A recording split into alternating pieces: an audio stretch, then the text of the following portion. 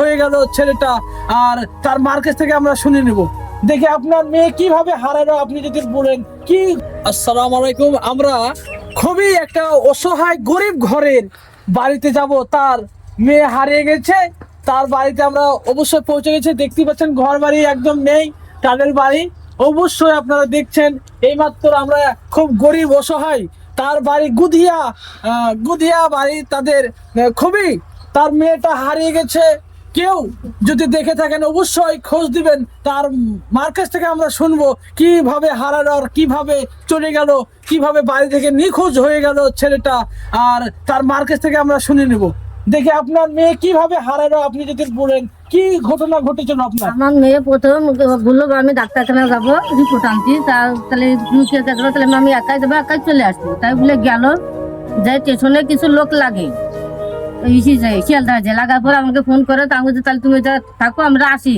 না আমার তোমার আসতে হবে না, আমি পারবো, আমি চলে আসবো।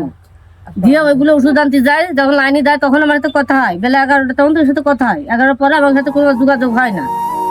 হওয়ার পরে তারপরে এই ট্রেন থেকে নামতে যে আসছি, আমরা রাত 2টা তোমার দেখেছি, আর আমার বিটি আর আসে না।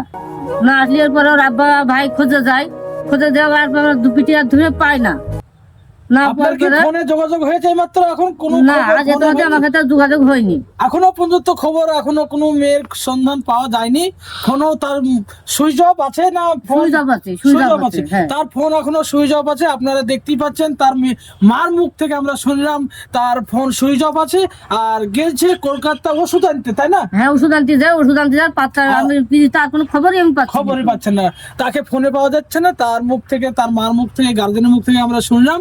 আর এইমাত্র আপনারা যোগাযোগ করবেন, স্ক্রিনে নাম্বার দেওয়া থাকবে, স্ক্রিনে ফটো দেওয়া থাকবে, যে চিনে থাকবেন ফোন নাম্বার দেওয়া থাকবে, তার আগে ফোন করবেন। যদি খবরে যদি আপনারা মাধ্যমে থেকে দেখে থাকেন এই ভিডিওটাকে,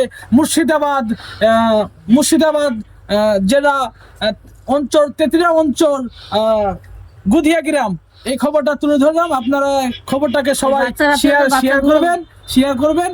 আর আপনাদের মেয়ে এখন কিছু বলতে গেছিল কাউকে, এখান থেকে চলে যাওয়ার পর কিছু বলে গেছিল না? আমার বলে ওই স্টেশনে পুলিশকে বললো যে এরকম সাড়ে দাম পিছিয়ে লাগছে, ওর ছেলেটা লুকিয়ে যায় পরে, আর আমার কিছু বলিনি।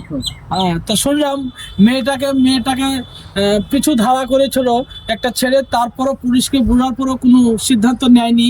সে বাসিন্দা মুর্শিদাবাদেরই জেলার একটা মেয়ে হারিয়ে গেছে। আপনারা কেউ যদি খোঁজ থাকে আপনারা অবশ্যই কমেন্ট করে জানাবেন।